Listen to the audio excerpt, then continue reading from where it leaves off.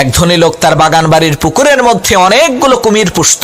একদিন সেই ধনী লোকটি তার সেই বাগান বাড়ির মধ্যে বিশাল একটি পার্টির আয়োজন করলো। অনেক লোকজন সেই ধনী লোকটির আমন্ত্রণে সেই বাগান বাড়ির পার্টিতে এসে জনমের মতো ভালো মন্দ খেলো। এরপর সেই ধনী লোকটি মাইক দিয়ে ঘোষণা করলো, আপনাদের মধ্য থেকে কেউ যদি আমার এই কুমির বোঝাই করা পুকুরটি পাড়ি দিয়ে সাঁতরে এই পাশ থেকে ওই পাশে যেতে পারে, তাকে আমি 10 কোটি টাকা দেব, না হয় তার সাথে আমার একমাত্র সুন্দরী কন্যাকে বিয়ে দেব।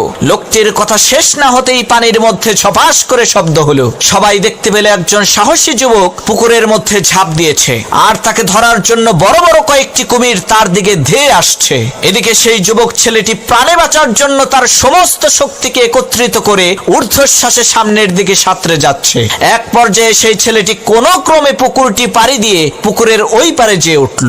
ছেলেটির এত বড় বিজয় দেখে সকলেই হাতে তালি দিল। আর সেই ধনী ব্যক্তি সেই ছেলেটিকে জিজ্ঞেস করলো, বাবা তুমি কি 10 কোটি টাকা নিবা নাকি আমার মেয়েকে বিয়ে করবা? তখন সেই ছেলেটি বলল, আমি আপনার টাকাও চাই না, আপনার মেয়েকেও চাই না, আমি শুধু জানতে চাই কোন শালা আমাকে ধাক্কা দিয়ে এই পুকুরের মধ্যে ফেলে দিছে।